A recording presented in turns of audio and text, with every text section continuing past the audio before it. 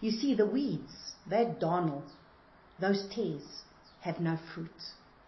And because they have not allowed the Father to take them through the pressure, to birth that fruit in them, to make them become that grapes that need to be pressed, they haven't established fruit in them. And therefore they stand up straight and arrogant before the Father. But the ones who bear the fruits are the ones who have allowed themselves to become crushed.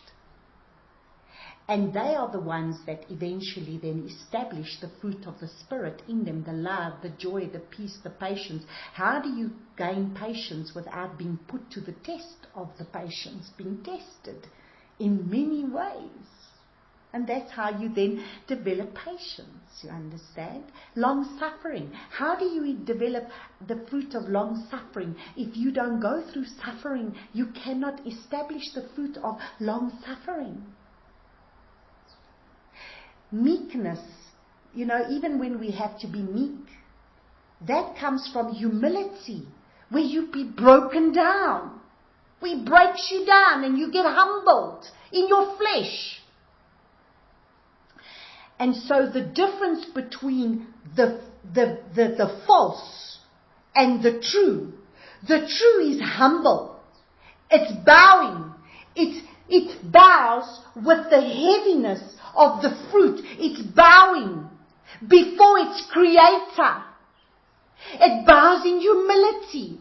It's absolutely surrendered to its creator, to its maker, to its allure. But the one that is the weeds, the darnel, the tares, they are the arrogant that stand up straight and righteous in their own self-righteousness, that I am the righteousness and I am arrogant and full of pride and I have not allowed him to break me in anything. Do you understand? And they grow together and they will look alike. And until the very end, Father showed, this is how you will tell the difference between them. And this is why we're reading over here, that we read in Matthew chapter 7, that they will be like the false prophets that are going to be able to have fruit, but their fruit, so every tree yields good fruit, but a rotten tree yields wicked fruit. A good tree is unable to yield wicked fruit, and a rotten tree to yield good fruit. Every tree that does not bear good fruit is cut down. Now do you see what gets thrown in the fire? What was thrown in the fire? Those tares. That darnel was thrown in the fire. Why? Because they were the ones that were bearing no fruit. Do you understand? Is it making sense? Or am I going down some strange thing over here today all of a sudden that I didn't even plan? So that's why he's talking about these. Beware of the false prophets who come to you in sheep's clothing, but inwardly they're savage wolves. By their fruit you shall know them. So remember, by their fruit you're going to see that their fruit is going to be more for the lust. They want the greed and they want the lust and they want all these things that the world has to offer. And they will use you and abuse you for their own gain and their own fame and their own fortune. It's not anything to do with you. It's not because they really got your best interests at heart. It's not even about the Father, because a lot of them have already got past that already. They're so enjoying their life that the Father's given them everything that they want, and they are actually at enmity against the Father now already. Do you understand? So we continue to read, and it says, not everyone who says to me, Master, Master, shall enter into the reign of the heavens, but he who is doing the desire of my Father in the heavens. Now that word desire, the one who is doing the desire of my Father is in the heavens. That word is the word telema. Again, it's an A. But it's an E with a little kapiki. So it's T-H-E-L-E with a little kapiki on it. M-A with a little stroke on it. M-A. Thelema. Thelema. And this is the word, thelema, which is what Abba wishes to be done by us. It's His will, His choice, His inclination, His desire, His pleasure, His commands and precepts. And it's the Torah that is His will. Because what is His precepts? What is His commands? It's the Torah that He has given. That is the word desire. So it says over here, the master, not everyone who says to me, this Yahushua speaking, saying, not everyone who says to me, Master, Master, shall enter into the reign of the heavens, but he who is doing the desire of my Father in the heavens. And that desire is that word, thelema.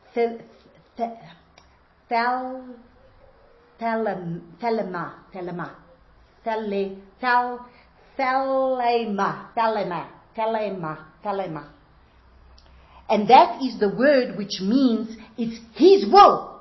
It's His desire. So only the one doing His desire, only the one doing His will, only the one doing His choice, only the one doing His inclination, only the one doing His desire, His pleasure, the one doing His commands and His precepts. So do we take time to seek what is His will?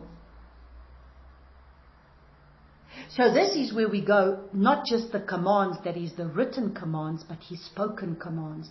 This is what is on His heart.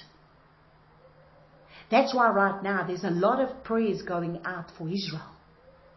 But what is on the Father's heart about that land? I would start coming back to hearing from Him regarding that land.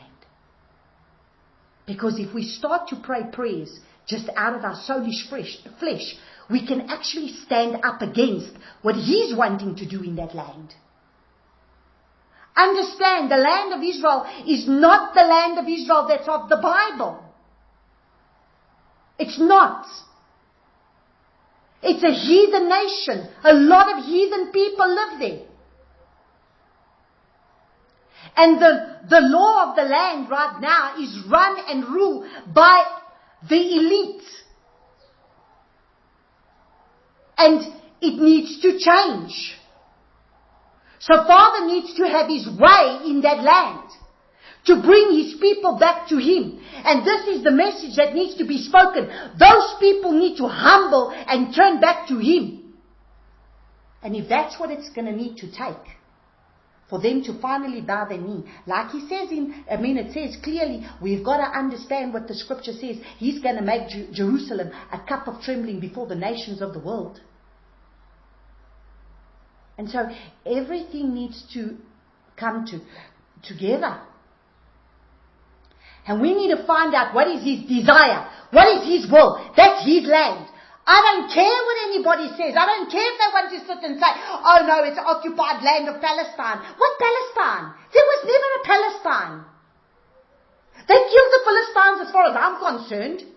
He gave the land of Canaan. He said, Canaan will be your servants. He gave them the land. And it's His land. And He's going to do what He needs to be done in that land. But let me tell you something. He's going to have to uproot and replant. He's going to have to uproot many things in that land for Him to replant, for His kingdom to reign in that land. So He will have His way. And so we must be very careful not to oppose what He wants to do, but rather find out what is His desire. That's what I'm saying. Get onto His page. Really seek His face. Before you start praying flippantly, seek His face and find out, Father, what is on your heart for your land? That is your land. What do you want me to pray? And let me tell you something. Seek Him long enough and He'll tell you. But don't just come and pray. Because many times you could be praying against what He's trying to do. And our prayers carry authority. We are not to be moved by what we see in the physical. We are to be moved with what's going on in the spiritual. So get onto His page. Is the message that He keeps telling me. Get onto my page, Natalia. Find out what I am saying. Don't be worried about what you see there. You become emotionally attached. I don't need your emotions to stand in the way of what I'm wanting to do there. And it's very hard. Because the things that he shows me, sometimes I shudder. I weep. And I say, Father. And it's sad. What you see in that land, it's sad. Because it's his land. And all he desires is that his people turn back to him. Many shall say to me in that day, Master, Master, have we not prophesied in your name, cast out demons in your name, and done many mighty works in your name? And then I shall declare to them, I never knew you. Depart from me, you who work lawlessness. Interesting, that same word that comes back to the one that we read in Matthew chapter 13. Interesting how the Father just tied this up without me even planning it, because it's nowhere near even in my notes. When he turned around and he said, and the Son of Adam shall send out his messengers, and they shall gather out of his reign all the stumbling blocks and those doing lawlessness. All the stumbling blocks. Now remember, we saw as we worked through Matthew chapter 24, that there are people that are going to put stumbling blocks in our path. Those are the false prophets that have come to be stumbling blocks with all this lawlessness and all this. And what is this lawlessness? Now we're going to look at it. What is this lawlessness? And imagine, he's actually saying over here, imagine, he said it in Matthew chapter 7, and he's physically doing it in Matthew chapter 13. So he's saying, in Matthew chapter 7, they're coming to him and they're saying to him, that many shall come to me in that day. Master, Master, have we not prophesied in your name, cast out demons in your name, and done many mighty works in your name? Then I shall declare to them, I never knew you. Depart from me, you who work lawlessness. And now in Matthew chapter 13, we see the Son of Adam. Now it says at the end, after he's gone and done what? Now let's see. And the field is the world, and the good seed, they are the sons of the rain, but the darnel are the sons of the wicked one, and the enemy who sowed them is the devil, and the harvest is the end of the age, and the reapers are the messengers. So this is at the end of the age. So at the end of the age, you need to understand there are those that have practiced lawlessness that are not going to enter into the reign, into the kingdom, to reign and rule with him. And he says, and the Son of Adam shall send out his messengers, and they shall gather out of the rain all the stumbling blocks and those doing lawlessness. And that word lawlessness goes back to the word anomia. It's the word anomia. And that is the condition that you are in without law. Okay?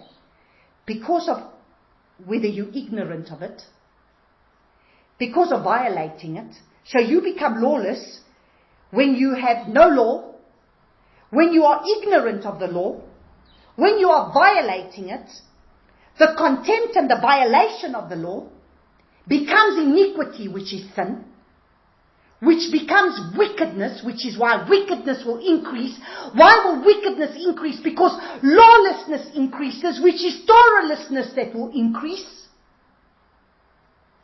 And it's the transgression of the law, which is unrighteousness.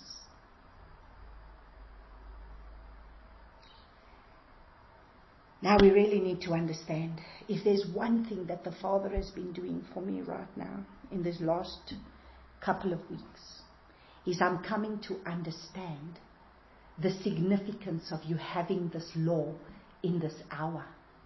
If you do not know the ways of Torah, and you do not walk in the ways of Torah, now is the time for you to be able to start knowing the ways of Torah. Because that is the only thing that is going to keep you. Because like it was in the days of Noah, the only thing that kept Noah, that was the only one and his family that went into the ark, was the fact that he was righteous. He was not in unrighteousness. Unrighteousness is that they would not keep his law, would not keep his ways, would not keep his commands, would not keep his ordinances.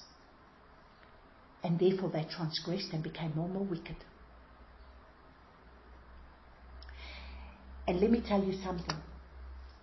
Those Nephilim that was in the time of Noah, I'm here to say to you, they are going to return, because like it was in the days of Noah, so shall it be at the coming of the Son of Man. And they are going to return. And the same contamination of the DNA that was taking place then is the same contamination that's going to take now. And the only thing that's going to keep you in this hour is going to be the more of the Torah that you have, that you live.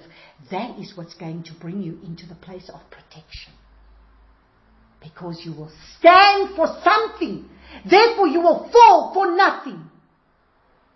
You will not fall for those things when you know what you stand for. If you stand for Torah and the ways of Torah, you are not going to fall to the seduction that's going to come in the ways of the world and in the things that are going to seduce us. Let me tell you something. I got a confirmation of exactly what I've been speaking in these teachings of the suffering servant, of where I've been speaking and saying that eventually it's going to be the church that's going to be against you. It's going to be those of the very church that will be against you, because that is exactly what is coming. That at the end of this year, the Catholic Church is now, this is when they're going to celebrate their reuniting of their 500 years of, what is the word? It's like where they are restoring. It's the restoration of the Catholic Church. And that is why they've been busy with this plan for very long. And all these churches are coming back into this church, this harlot. It's a harlot. And every church that is not walking ways of Torah is going to be seeped into that. Yet it's interesting, because even now I'm starting to get people that are starting to speak up against this Torah movement more than ever. They're saying that we are a sect. But this is not a Torah movement. This is actually a restoration plan of the Father. This is the restoration from what we lost. That is why, right in the beginning, I have done, my first teachings have been the restoration plan. Because the restoration plan is to restore us back to what we lost in the Garden of Eden, which was obedience to His one command. That is the highest form of worship. Like the Father said to me, that night after I had worshipped, I don't know how many hours throughout the night, and that morning when I woke up, and He said, Natalia, the highest form of worship is obedience. Don't ever forget that. My son learned obedience through his suffering. So who the heck are you? And that is, obedience is the highest form of worship that we can offer the Father. So, we have seen clearly here, these are the lawless ones. I never knew you, He says. You practice lawlessness. And now, I didn't even plan. It's not even in my notes. I can show you. I didn't plan. You saw I was quiet. I didn't even know where to find it. And I'm hearing the Spirit say to me, Matthew 13. So I went there. And now look how He's come and tied it in. When He's speaking it, He's just speaking that in the end, it says there's gonna, and then many will come in that day. Which is that day? That day is going to be the day of the end. That day, after everything's gonna happen, they're gonna come. And they're gonna say, but we did all these things. He's gonna say, but you're not gonna be part of my reign. I'm sorry. You're not part of the reign. You're not going to reign and rule with me. That's the end of the age. So, let's continue to just finish Matthew chapter 7, and then we're going to go back to Matthew chapter 24. Therefore, everyone who hears these words of mine and does them shall be like a wise man who built his house on the rock. And the rain came down, and the floods came. Boy, we're seeing floods all over the world, hey? So the rain will come, the floods will come, the tsunamis will come, the destruction will come, the whirlwinds will come, the volcanoes will come, the wars will come, the earthquakes will come. But, listen carefully, and the winds blew and beat on that house, and it did not fall, for it was founded on the rock. So see, all these things can come, but they mustn't move you, because you are one of those that will enter through the narrow gates, because you will know how to stand, because you stand in what? You've gone through the persecution, through the trial, through the pressing, through being pressed like the grapes, so that you can stand. Stand in what? Stand in the truth of knowing what you stand for, standing for the Torah, standing for everything that the Father has said in His Word, that you will be one that will be a worker of truth, even when there's so much deception out there. That even if you stand alone in the place of like I said, Alaska, you will stand. You will stand and continue to keep the Shabbat, even if it means they're going to have to put you to death for it. Because that might just be coming.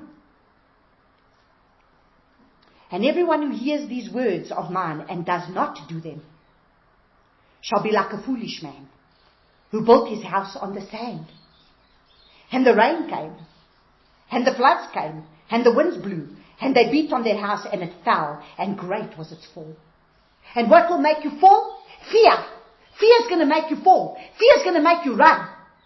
Because you see, when you know who you trust in, when you know the one whom you've put your trust and your faith in, you will not fear. You will have to take the land. That is why the Father told me to send out that message on be strong and courageous, facing the giants. Because boy, you're not going to enter the promised land without facing giants. That's like the Father said to me. And I tell you, since when do people think they're just going to enter into the promised land? They're going to come and reign and rule with me in the promised land in when I come back. And I'm going to reign and rule for 1,000-year millennial reign. And they don't even have to face a giant. Where do you get off? I mean, they had to face giants. Did the Father just give them the land? Or did they have to fight for the land? But a lot of times in that fighting for the land, He didn't even get them to fight. They were just to walk around and be obedient in what He told them to do. And the walls came tumbling down. And they would get victory in just their obedience. He would send out the worshippers. And the worshippers would go ahead. And the next minute they would be getting victory. How does the Father go win a battle with 300 men with Gideon's army? There were 300 men. Because He used the worshippers to be able to do what needed to be done. But we need to be able to put these words into practice. You see. And the rain came down and the floods came and it fell and great was its fall. And it came to be when Yeshua had ended these words that the people were astonished at His teaching. For He was teaching them as one possessing authority and not as the scribes. So you see, one of the things that you will see, the difference between the false prophet and a true prophet, is a true prophet walks in the authority of the Father. Like Yeshua, he had the authority of the Father. When he spoke, it was done. There's an authority that we're going to have to start walking in. Because understand, we're going to need to be able to walk in these things. For us to be able to go through the things that are going to have to go through. Okay, let's go back to Matthew chapter 24. I want to finish with Matthew chapter 24 today. I know this is going to be a little bit long, but Abba needs to get us through this. So I'm not going to go into great detail. There's just one or two things that I want to touch in over here in Matthew chapter 24, because this is important. So in Matthew chapter 24, we had finished reading verses 14. It said, "And this good news of the reign shall be proclaimed in all the world as a witness to all the nations, and then the end shall come." So when you see the abomination that lays waste, spoken of Daniel the prophet, set up in the set-apart place, he who reads, let him understand. Then let those who are in Yehuda flee to the mountains. Let him who is on the housetop not come down to take whatever out of his house, and let him who is in the field not turn back to get his garments. So do you see why I'm saying to you, we need to learn to be able to get to that place of going with less. Because if the Father's going to say, move, you're going to have to move. If the Father says, take a bag and leave, you better make sure you take a bag and leave. And don't look back like Lot's wife. That's what he's saying. Don't go back and go fetch this and go fetch that. You better leave. So whatever you're attached to, you better detach yourself from it. Lay everything on an altar. Give it to the Father. You can't be attached to anything. Because we're hearing here. And woe to those who are pregnant and to those who are nursing children in those days. And pray that your flight does not take place in winter or on the Sabbath. For then there shall be great distress. Okay, so now we're going to get to this. And then there shall be great distress, such has not been since the beginning of the world until this time, nor ever shall be. So, look what it says. For there shall be great distress, such as has not been since the beginning of the world. So the only time that was present was at the beginning of the world, which was when it was so hectic that he had to bring the flood. So it has not been since then. Okay? So it means this is definitely dark, perilous, hectic, terrible times. And imagine, for the Father to say that he was grieved because he created mankind in Genesis chapter 6. Can you imagine what those days are going to get like? For him to have said that. Because of the immense wickedness that was there.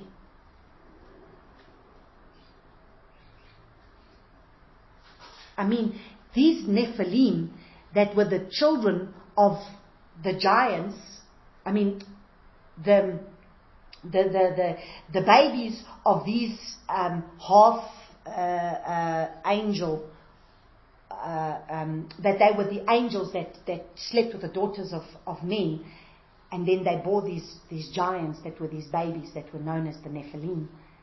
These things ate everything inside. They were like cannibals. They ate everything.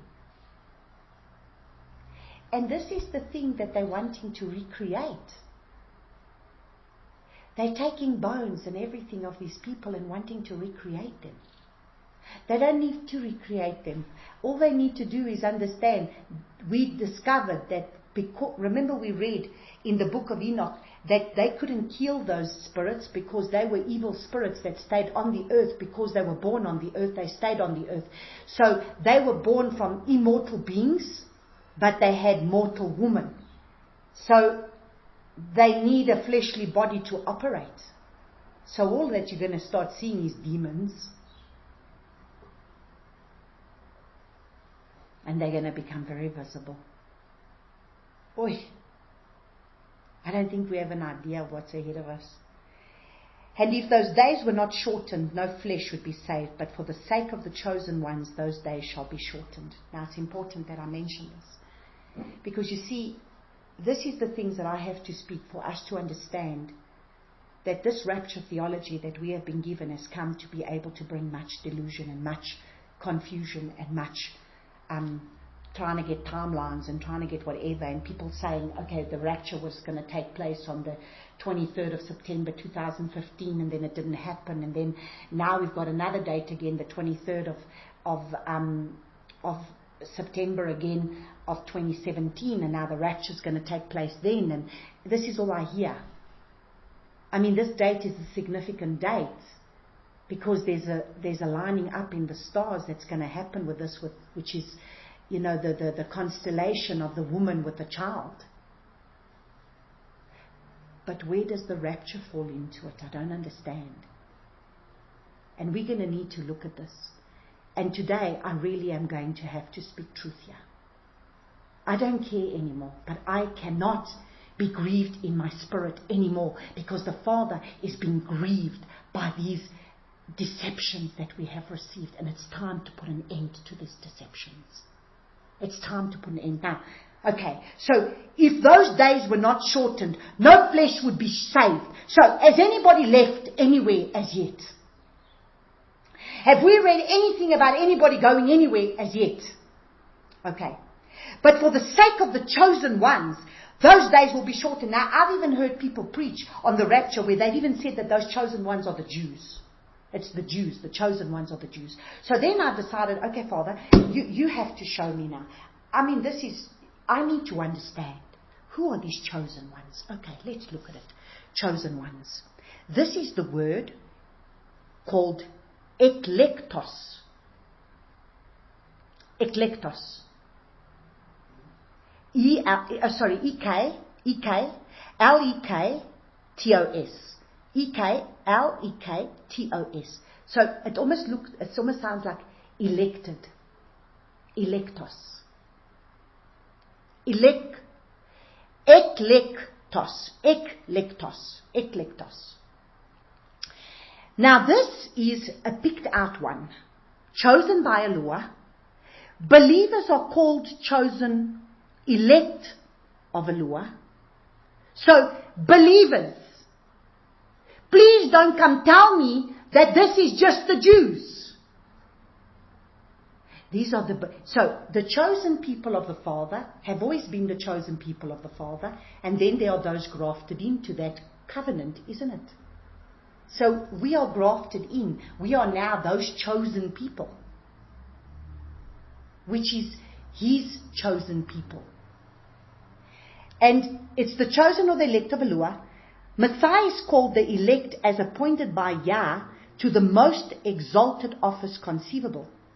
It's a choice, a select, the best of its kind or class, people of excellence applied to certain individual believers. So imagine this. Imagine this. These people, these so-called elects, these chosen, set apart, elect of the Father, not even they are going to be going anywhere.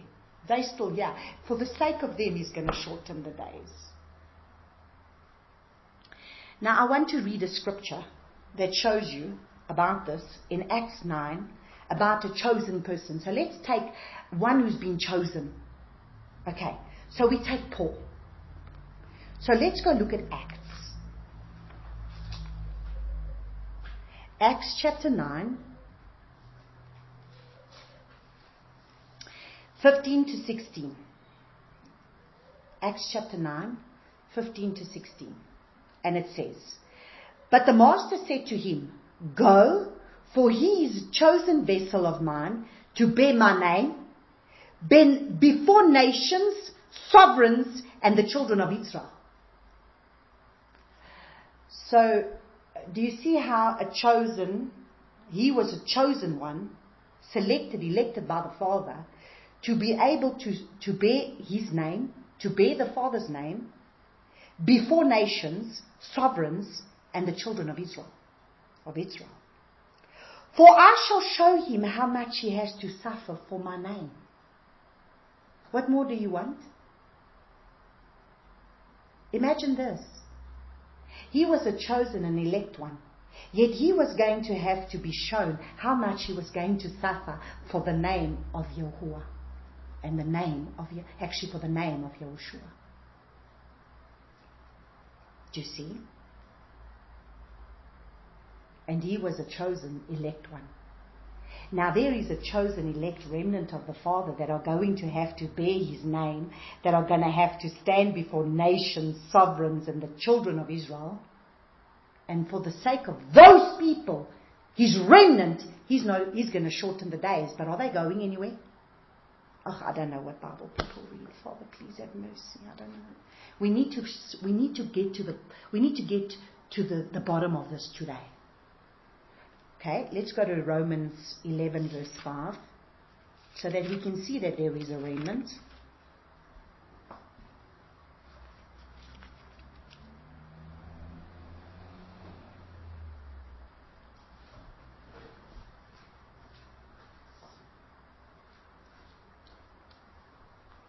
Romans 11 verse 5. Now I'm back there. Sorry, I went back to Acts.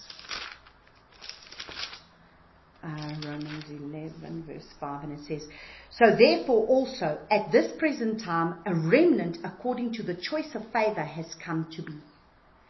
But what says before, let's just read before, because I don't always like to take a scripture and run with it. So let's take before, and it says, Allure rejected his people, let it not be. I say then, has Allure rejected his people? Let it not be.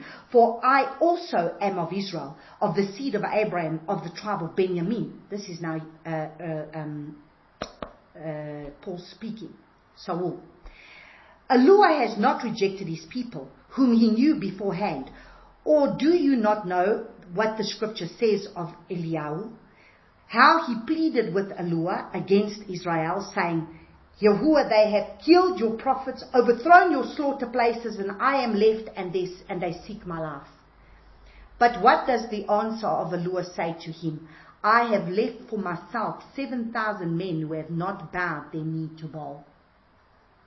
And then the next verse says, so therefore, also at this present time, a remnant according to the choice of favor has come to be. So you see, even you that were not an Israelite can now be one of those remnant that are grafted in as one of his chosen, anointed and appointed, having received Yahushua. Understand? I just want to see another scripture here.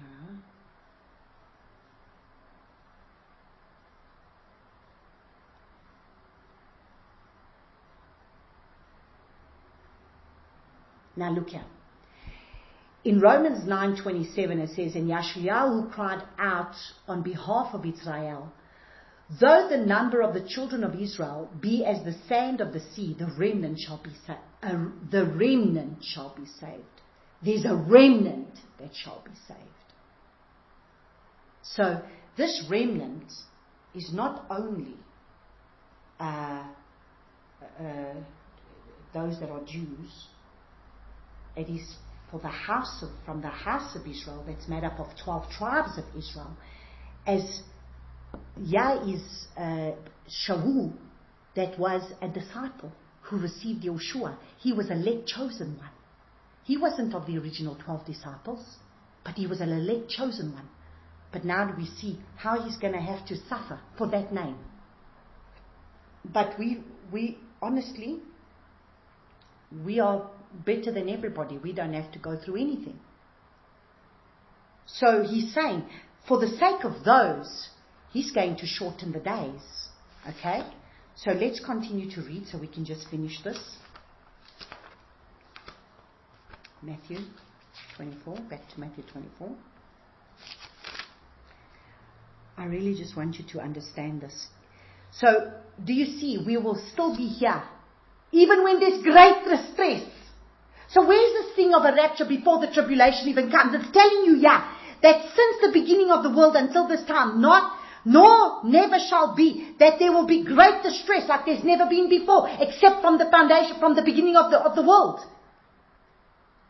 So, how do you read this to say that then you're not going to be here to go through this, where he says, for the sake of the elect, I will shorten the days, and that means you're not an elect. Then I don't know who you are. So who are you? If even the elect are going to be here, then how are you not going to be here? Okay? If anyone then says to you, and this is now when I really want to bring these scriptures, if anyone then says to you, look, here is the Messiah, or there, do not believe. For false messiahs and false prophets shall arise, and they shall show great signs and wonders, so as to lead astray, if possible, even the chosen ones. You know why? Because they're going to put these apparitions. They're going to put these things in the sky. They've been busy with these things. They've even put it on the Temple Mount. These big projectors that are going to project, that will even project something that will look like a Messiah in the heaven. Now, if you do not know the scriptures, if you do not know Matthew chapter 24 and the sequence by which you've got to follow, you will be deceived at some stage. So if you're looking for a rapture, and if you believe that this is what they're going to say, there he is, let's go. And if you don't understand the sequence of this, you are going to be taken out. So you better understand the sequence. Because he's put it very clearly here, a sequence. And this is the way it's going to be. And if anybody tells you otherwise, then they must prove it. Because there's a sequence here. And follow the sequence. How many times did he tell you? Go and see. Every time he tells you, let no one deceive you. Let no one deceive you. Because this is what's going to happen there. This is what's going to happen. False prophets are going to come there. Then there's going to be great distress. But then there's going to be again the false prophets. The false messiahs. Apparitions that will look like it's him. And say, oh, it's him. He's come. He's here. If you don't understand these things, you will be taken out. And he says, and even if possible, the chosen ones, those same people, these same eklektos, these elect chosen ones of the Father, that even they, then again, have got an opportunity to be deceived if they don't know truth. So the Father's going to really streamline. Do you understand? He's going to make sure, double sure, like he always does. Did he take all those Israelites into the promised land? No, he tested and trialed them and saw who's he going to take in and who's not. So if they say to you, look,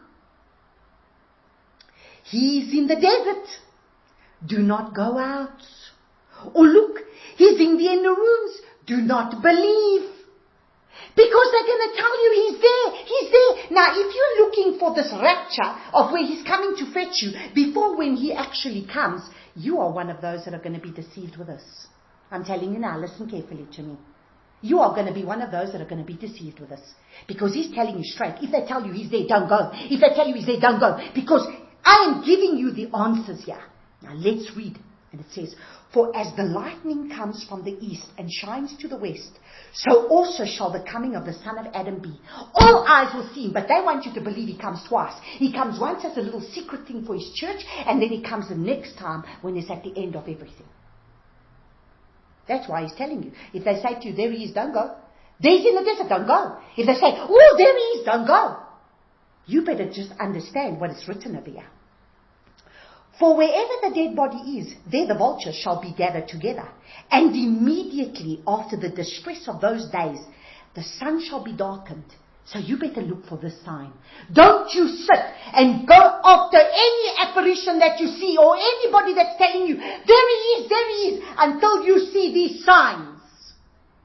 Because this is what's written in the Word. And this comes from the prophets, because if you, I can give you all the scriptures. If you don't have the scriptures Bible, all those scriptures are here. It's already written in the prophets of what's going to happen at his coming. So, and immediately after the distress of those days, the sun will be darkened, the moon shall not give its light, and the stars shall fall from the heavens, and the powers of the heavens shall be shaken. Now please, make note of these scriptures. It's got Isaiah 13:10, 24:23.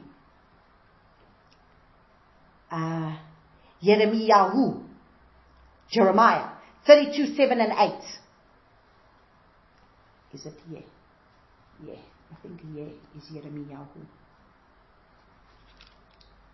No, I must look what that one is. Yeshayahu, I know it is. Ezekiel, no, it's Ezekiel. Let me just make sure of that. I don't want to be giving you something that is not correct. Yeah. YEH is Ezekiel. So Ezekiel, not Jeremiah. It's Ezekiel 32:7 and 8. Joel 2:10 and 31, verse 10 and verse 31, and then 3, verse 15. And then Haggai 2:6 and 21. Verse 6 and verse 21. And then the sign of the Son of Adam. So if this has not happened, please do not be looking for Yahushua coming. Because people do not understand. He's given you a sequence here. Please read your Bible. Work through the sequence. It's here. He says, and he shall, then it says, and then the sign of the Son of Adam shall appear in the heavens, and then all the tribes of the earth will mourn, and they shall see the Son of Adam coming on the clouds with power, much esteem, and he shall send his messengers with a great trumpet, the great sound of a trumpet, and they shall gather together his chosen ones from the four winds, from one end of the heavens to the other. Do you see? this is the sequence. Please read the sequence. Please follow the sequence. Because these are the deceptive things that are going to come. And you need to understand. Now he says, and learn this parable from the fig tree. When its branches has already become tender and puts forth leaves, you know that the summer is near. So you also, when you see all these things, know he is near at the doors. Truly I say to you, this generation shall by no means pass until all this takes place. The heaven and the earth shall pass away, but my words shall by no means pass away. But concerning the day and the hour, no one knows, not even the messengers of the heavens, but my Father only. And as the days of Noah, so also shall the coming of the Son of Adam be. For as they were in the days before the flood, eating, drinking, marrying, giving in marriage, until the day that Noah entered the ark. So do you see, people will be carrying on about their lives, being married, being given in marriage. This is, carry on with life. Don't even realize that you're on the doorstep of Yeshua having to return. And we need to be aware of the times. And especially now when we see what's going on in Israel. This is when you start to see prophecy being unveiled. So we need to understand these things are on our doorstep. Okay. I want to finish off today with reading something. I know that this has been a long session. But today, I want to finish off by reading. I was blessed with an Aramaic English New Testament Bible. It's written by a man called Andrew Roth, which I had the grace to have met him in Israel. A wonderful man of the Father, a Jew, who didn't know the Messiah, but then came to know his Messiah, and has written, his passion is to study the Aramaic language. He knows to read and to write the Aramaic language, and therefore has written the New Testament scriptures in Aramaic, which is very different to, just understanding it with a Greek. And this man has really done a lot of in-depth research on many things.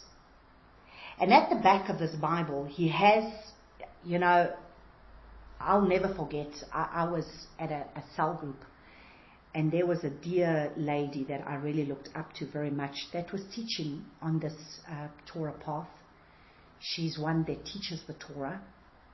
But like much deception, when there is a deception and it is filtered from its origin, if it is religious and it's a deception, it can filter in. Because if it's a religious mindset, that religious mindset filters in no matter to what. So this rapture was something that the Father already showed me in 2002. Father already started to show me that this is not what it is. That people are putting this thing there, and this what they're going on about is not what it is. Of course there's a rapture, but the rapture comes when Yeshua comes. We heard he will gather you from the four corners of the earth. He comes to take you. From the four corners of the earth, he comes to gather you.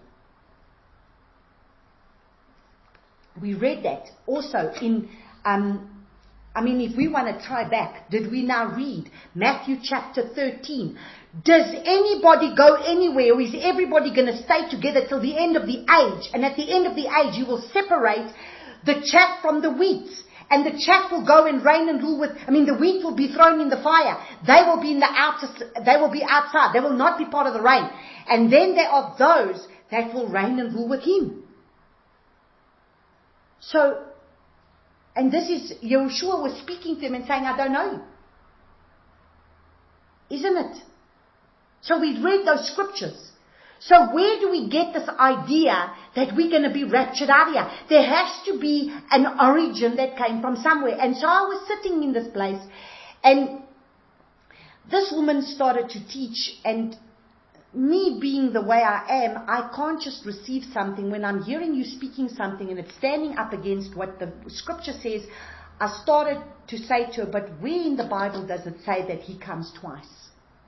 One to rapture the bride, and the other time to when he comes for every eye to see him.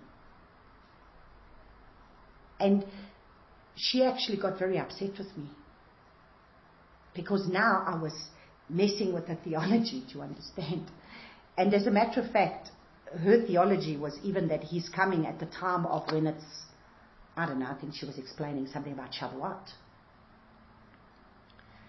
And the scriptures that she was giving just wasn't tying in. I mean, I sat in a professor's class that also teaches this Torah, that is got a Bible school. I sat in his class, and at the back, and as he was teaching this, Father, while he's busy speaking about this rapture, Father's giving me this scripture, this scripture, this scripture. And I'm standing there, I'm saying to Elsie, don't believe what he's saying. And the next morning, the Father woke me up and he said, now, I'm going to teach you. Read Matthew chapter 24. Read Luke chapter 22. Go read Mark chapter, I don't know if it was Mark chapter 13. And I had to read, and I tell you, I preached to Elsie for 3.5 hours or 3 hours or whatever it was. And I said, okay, now, after I finished, I said, okay, now tell me, where does the rapture fit in here? And she just like looked at me, because I didn't even know where all of this was coming from.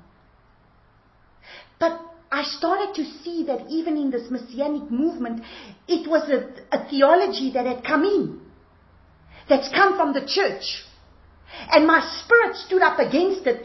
And why? Because many, many years ago, the Father showed me, He took me into His heart, and He showed me that day. He showed it to me. And He said, Natalia, there's going to come a day when my people are going to turn against me. And He took me into His heart, and I saw this dark day and how thousands were turning against Him, because He didn't rapture them when they thought they would be raptured. And I just wept and wept and wept. And I told you, since 2002, He started to show me this. I was listening to a book of Revelation interpretation by, I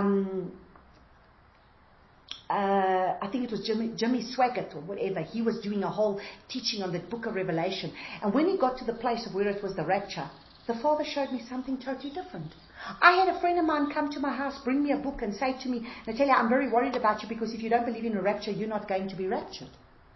I said, where's that scriptural? Please show me in the Bible, where's that scriptural? Where in my Bible does it tell me, because I don't believe in the rapture, I'm not going to be raptured, when the word rapture doesn't even appear in the Bible?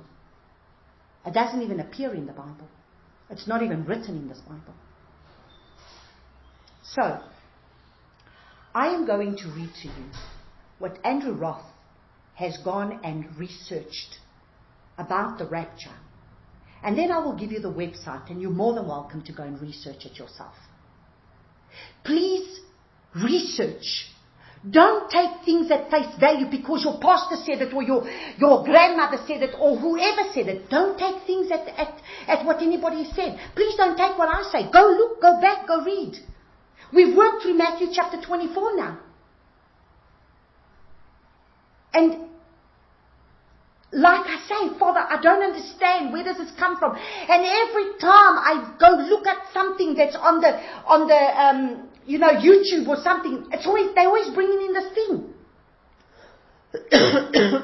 It's always this word that keeps coming up, and my spirit is grieved. And so this morning I really felt that the Father really, really wanted me to be able to read this. So this is what is written. The rapture theology teaches that the saints who are alive on the earth will miraculously fly to heaven either before, during, or after the time of great tribulation on earth. The main body of the rapture theory was invented by Ribera, a Catholic Jesuit theologian. Now, if you see Jesuit, let warning bells come, please. If you see Catholic, let warning bells come, please. I am not speaking to you about a normal little Catholic person, please. I'm not saying that. I'm talking about a Catholic system. We're talking about a religious system here. And this is a Catholic Jesuit. Now you need to understand the Jesuits are the ones that are coming directly like the Freemasons.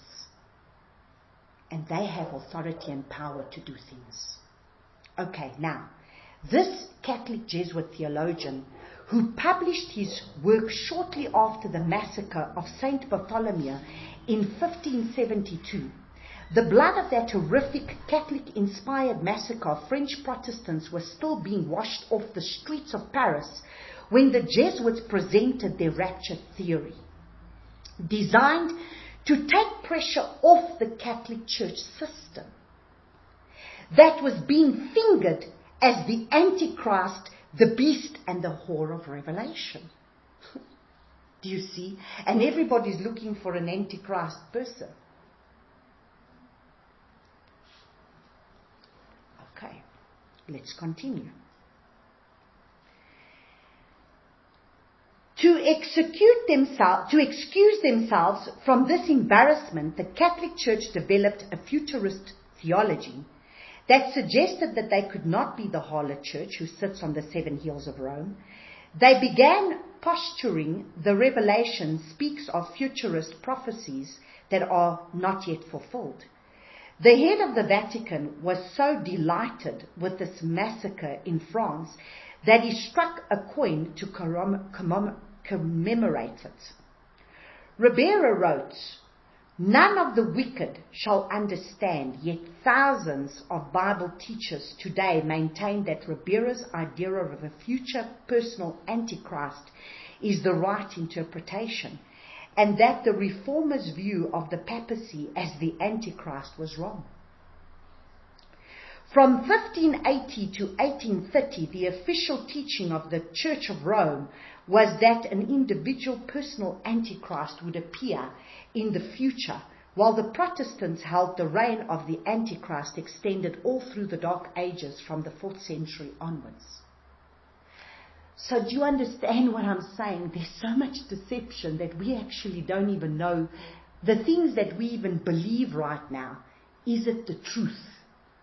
So we're going to need to get to the bottom of this thing. In the mid-700s, Emmanuel Lucanza, a Chilean Jesuit, now he's a Chilean Jesuit, another Jesuit, okay? Emmanuel Lucanza, a Chilean Jesuit of Spanish descent, wrote a book entitled The Coming of the Messiah in Glory and Majesty, which launched a theory that Mashiach was to come twice. Once for his saints at the rapture, and then again with an army of his saints.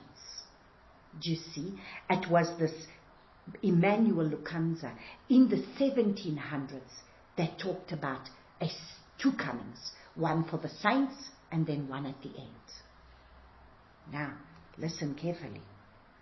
Which launched the theory that Mashiach was to come twice, once for the saints at the rapture and then again with an army of his saints.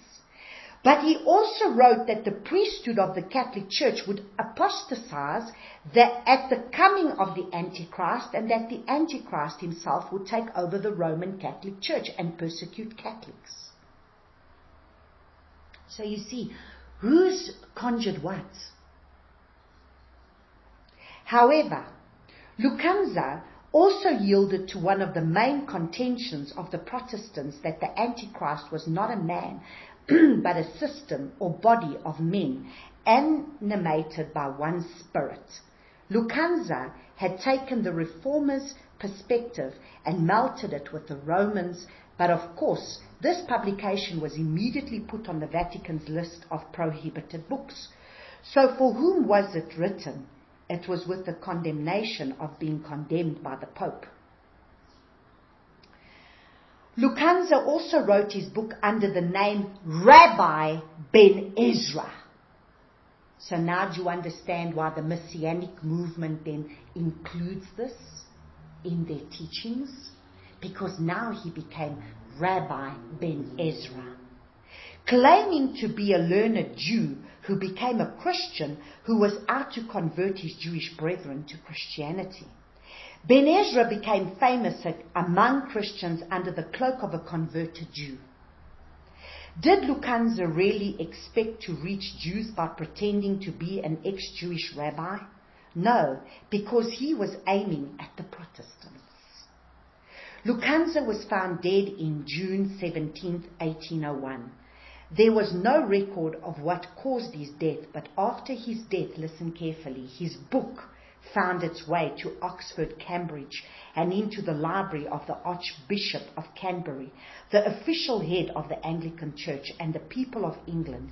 In the course of time, the librarian of the Archbishop, Dr. Maitland, became smitten with the teachings of Rabbi Ben Ezra, the converted Jew, and the ideas of Lukanza, the Jesuit, rose from the dead and ministered to the Protestants everywhere. So do we see? Do we see the heresy? It started in the 1500s by Ribera. And then it was taken up again by this Lukanza that then became Rabbi Ben Ezra. And now it's filtered into our theology because it's at this Cambridge, at the Oxford, the Archbishop of Canterbury is the head of the official head of the Anglican Church, and they seeped it into their teachings. That brought two comings. So at the end of the day, we need to understand that if we don't get to the origin of things, we need to understand something. That, let me read to you what he says, where he says, the goal then is not the rapture of or religion, but spiritual regeneration, because the time of Yaakov's trouble is coming for the benefit of the church. Yaakov had his name changed to Israel. Yaakov represents Christians who are deceived. Now remember, I've done this teaching before where the Father showed me that Yaakov's name meant deceiver. Remember, Yaakov meant deceiver. And he needed to wrestle with the Father to have his name changed to what? To Israel. Israel, meaning one who wrestles and overcomes. In the book of Revelation, 17 times it says, those who overcome, those who overcome. And now, in the next weeks ahead, we will start to look at those scriptures in the book of Revelation. That we start to look at the church of Smyrna, the church of Philadelphia. We start to look at other scriptures and start to understand why we have to be persecuted. So he says, Christians who are deceived and cheating themselves and others by not entering into the protection of the kingdom of Eloah. Mashiach Yahushua was put to death on the merits of religion and tradition. But so is religion, false Christianity, putting Yahushua to death by turning their backs on Torah, which is Mashiach's pre-incarnate. So you see, it's the Torah that has to be written on our hearts, which is what I explained. That is why the Father gave us the Ruach HaKodesh. The post-apostolic Western Church, inspired by the devil, has always been at war with the true followers of Mashiach, but judgment begins in the house of Yahuwah.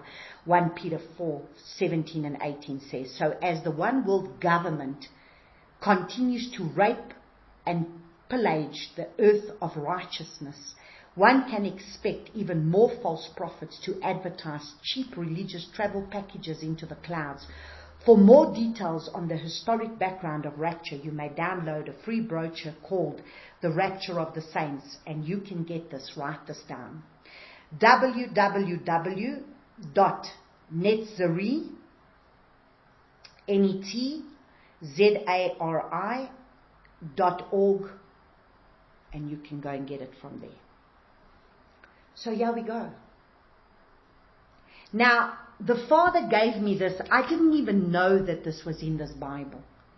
When I came home from that very distressed meeting with that woman that I looked up to so much, she was like a spiritual mother to me, and I really looked up at this woman, and she was doing all these teachings.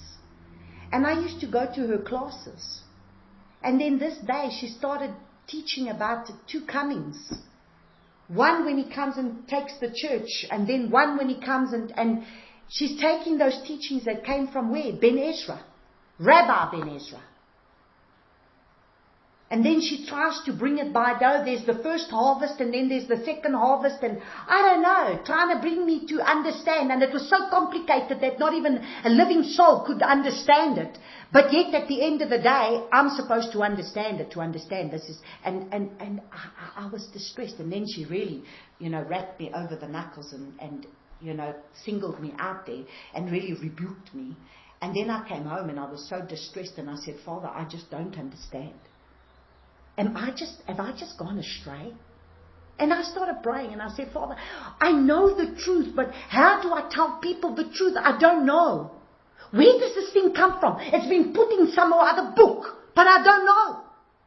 It's in all these books that they're even taking from a rabbi. I don't know. And then all of a sudden, Father gets me to go and read this book. I was reading this specific Bible. And don't ask me how he does it supernaturally. It landed up on the back of here. Rapture. And I started reading. You need to understand something. This is what I'm going to close with. Right now, there is a system which is a harlot church. That is the apostasy that comes seeped directly from everything that came from the Babylonian worship of sun god worship. That is the Roman Catholic Church. And if you really go into this church and the foundation of its origins, you will understand that everything that it comes from and it's seeped into has everything to do with being an anti-Christ church. Anti-Messiah church. And you really need to understand that this is the very harlot that is spoken of. They already knew it then. But now, we are so blinded that now we are just embracing everything and saying, oh, look, the Pope, he's just a man of peace and he's just bringing everybody together and he's just, look at the good that he does. Where does he do good? Everything he speaks comes up against the word of the Father. He's allowing gay marriages now. He allows priests. How many priests in that Catholic Church have molested hundreds of thousands of babies?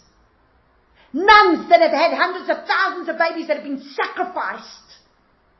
I heard a testimony once of a satanic high priest. When he wanted to become a satanic high priest, he was told to first become a Catholic priest in a Roman Catholic church. And from there he would learn what he would need to learn for him to become a satanic high priest. And understand, I know because I've come from this church. And the more the Father is revealing to me in these days, I cannot believe. It's becoming more and more wicked, and people are becoming more and more deluded by this system.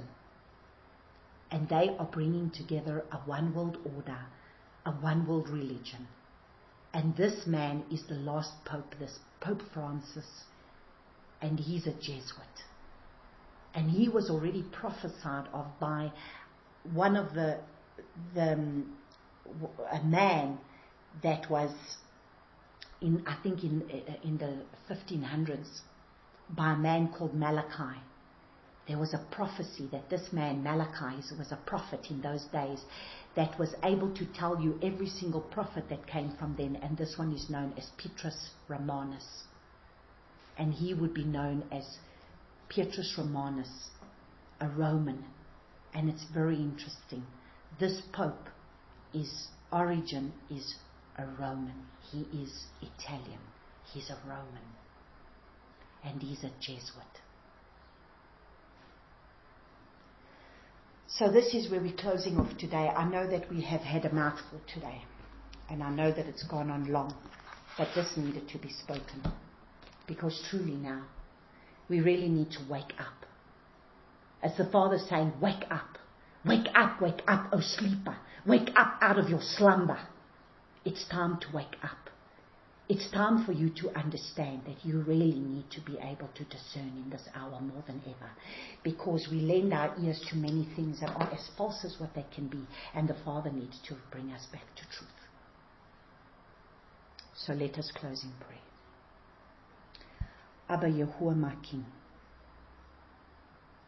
I just want to thank you for everything that you keep revealing to us. My Father, please, in this hour, we need you to reveal more of your truth.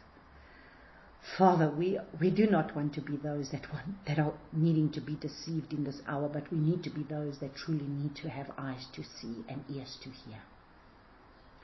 Father, I pray, open the eyes of our understanding so that we may know your deeper truths. We want to be those that have our ear at your heart. And we want to be those that it talks about, let no one deceive you. You need to be aware of the times. That's why he says, be aware of the times. No one will know the day nor the hour, but we need to be aware of the times. Help us to truly be able to understand the things that are at hand. So I just want to thank you, Father, for this time. Please will you continue to work in us. Please will you just continue to do the work that only you can do. Help us to embrace those things that we are to embrace, and help us to be able to raise above the wicked worldly systems that are out there that try and bring us into destruction. So I just want to thank you for this time, Father, that as the people listen, Father, I pray, give them ears to hear and eyes to see. I praise and I thank you for this in Yeshua's name. Amen and amen.